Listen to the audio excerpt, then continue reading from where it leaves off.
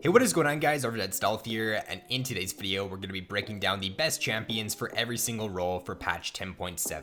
If we begin here up in the top lane, couple different changes for this patch. We got Nasus moving from B tier up into A tier, so he got two different pretty good buffs in this patch, one to his W range and then also one to his E's armor shred. So those are pretty solid for Nasus. He's going to be an A tier pick for majority of elos. For the very high elos, I could still see him being like a B tier pick in the coming patch because he is still somewhat exploitable, but for the majority of elos, he is going to be an A tier pick for 10.7.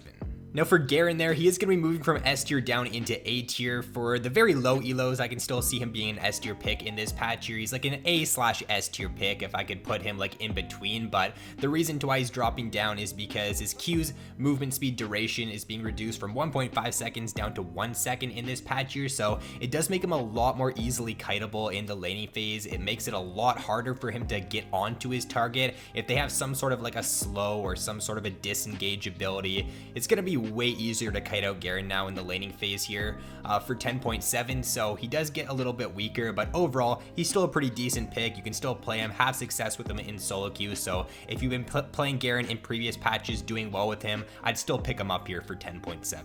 Now Wukong is going to be in S tier for 10.7. He's getting two different nerfs in this patch, one to his passive and one to his E, but overall I don't think it's going to be enough to drop him down into A tier. He's doing very well right now in 10.7, and the nerfs are just too small in my opinion to drop him out of the S tier.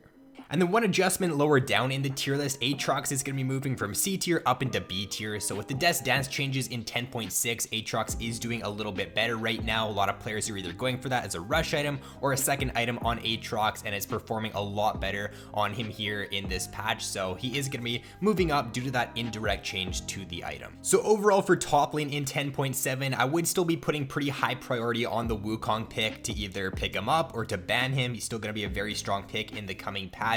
There's a lot of really good options right now for like bruiser, split push top lane champions that you can play. The Jax, the Fiora, the Camille, or the Kled are all very strong picks. I definitely think that Kled, if you can play him well right now, one of the best top laners just due to indirect buffs in previous patches. He's been performing very well over the past few patches here. If you do want to add a tank to your pool, either the Maokai, the Malphite, the Shen, all super good picks at the moment. So I think that if you can add like 2 or 3 of these champions here, have like a bruiser, split push top laner in your pool, have a tank, and then have maybe like a ranged top laner from the A tier, you can have a really good champion pool right now for 10.7.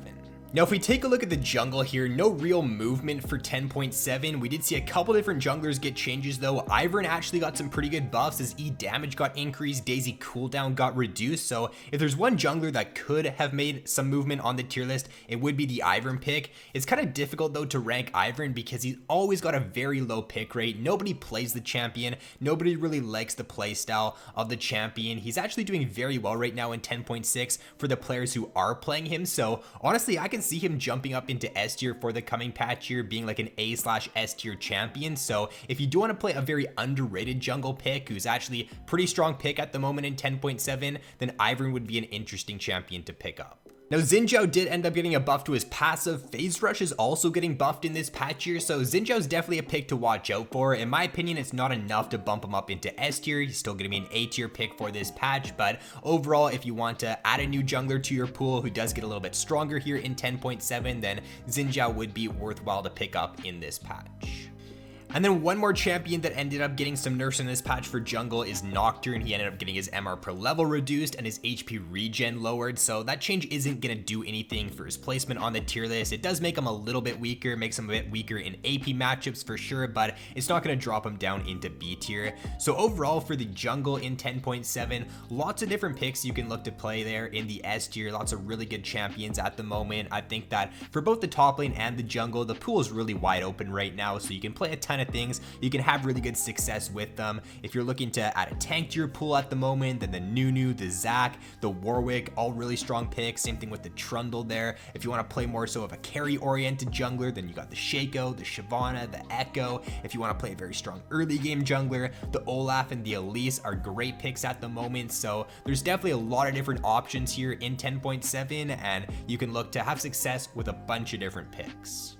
So if we move on to the mid lane now, a couple different changes here. We got Nocturne and Talon moving from S tier down into A tier. So with that Nocturne nerf to his MR Pro level, it is going to hurt him in those AP matchups. So he is going to be dropping down on the tier list. For the Talon pick there, he did end up getting a pretty big nerf to his W in this patch. His W ends up losing a lot on the return damage. It doesn't lose a ton on the going out damage, but return damage there on Talon W did get hit pretty hard here in 10.7. So it is going to hurt his all-in potential in the early game. It's going to hurt his ability to wave clear and shove and roam. So Talon's going to be moving from S tier down into A tier for majority of elos. I can still see him being an S tier pick in very high elos. That's where he does tend to thrive a lot right now, but I do see him for majority of elos being an A tier pick.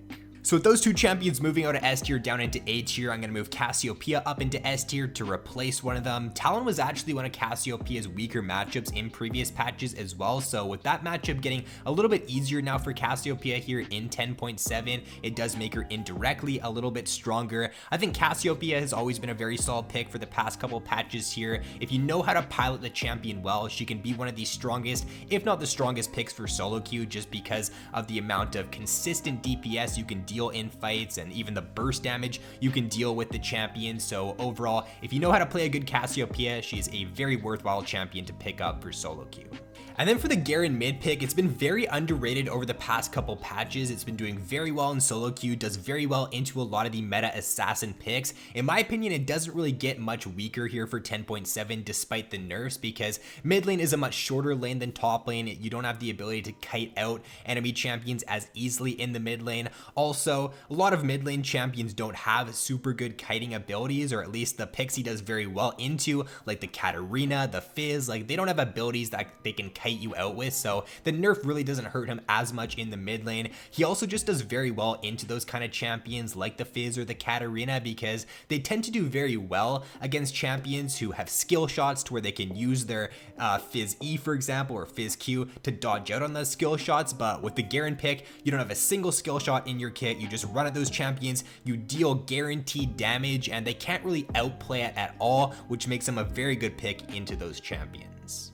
So down to the bot lane now, taking a look at AD carry here. A couple different changes to the AD carry tier list in 10.7. Draven's gonna be moving from A tier up into S tier. He's doing extremely well right now with the new Manamune lethality setup that's becoming a lot more popular on him. It's just very strong build, very good mid to late game. It allows him to pretty much just one-shot squishies in the mid to late game there, and it just makes it so that it's a much easier build to play, much easier champion to pilot with the build, because you just have way more burst damage. You don't really have to rely on kiting as well in fights with the champion with this build. You kind of just hit 2 Qs, use your ultimate, you one-shot a squishy, and it just allows you to do very, very well in the mid to late game there and have a lot more carry potential.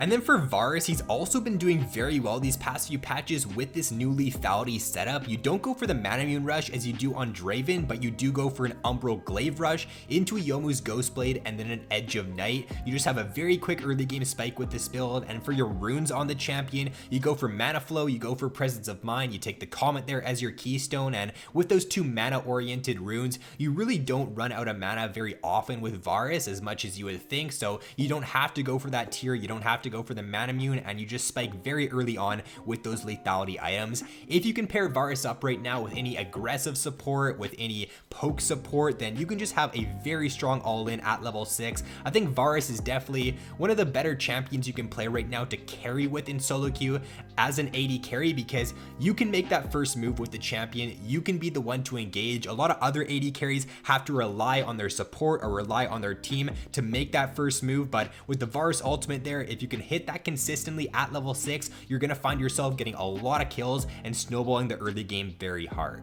And if we take a look at support here to round out the video, very similar to jungle, there's almost no movement on the support tier list. So we got Galio, who's going to be making an appearance in A tier for this patch. He did get that buff to his ultimate to where you're going to be giving your whole team a magic shield, or not your whole team, but whoever is in the radius of your ultimate when you use it, you're going to be giving them a magic shield. So that can be very impactful into certain compositions and in team fights. If the enemy team has a very fed assassin on their team, AP assassin, you do have a lot more peel potential with Galio in this patch, a lot better potential to keep your carries alive. If they got that like Fed Fizz, Fed Katarina, you can just ult onto them, give them that magic shield, and it's going to allow them to kite out and survive a lot more easily in team fights. So other than the Galio support getting stronger in this patch, no other support got a buff or nerf in 10.7, so you can expect the meta to stay exactly as to where it was in 10.6. The only support I did end up adding onto the tier list for this patch is the set support. Set support is seeing a little bit of play more so in the higher elos over the past 2 or 3 patches here. I think it's seen a little bit of pro play even recently, so it's a pick who can do pretty good into a lot of engaged supports into champions like Nautilus, Blitz, Thresh, Leona, these champions that try to dive right on top of you, because that's kind of what Set wants. Set wants champions to dive on top of him because he's going to be able to deal more damage. If they're on top of him, dealing damage to him, he's going to get a lot of benefit there from his W. So he does tend to struggle more so against like ranged champions who can just poke him out very easily in the laning phase. But if you can use him as a counter to those engaged supports, you can do very well with this pick here in 10.7. So that's going to be it for the video, guys. Hopefully this does help you out. Hopefully it does give you a jump on the meta so you can understand what picks are strong in 10.7, what you should be playing, what you should be banning. But with that being said, if you guys enjoyed the video, be sure to drop a like and subscribe if you have yet to already. So thanks for watching. Have an awesome day, and I will see you in my next video.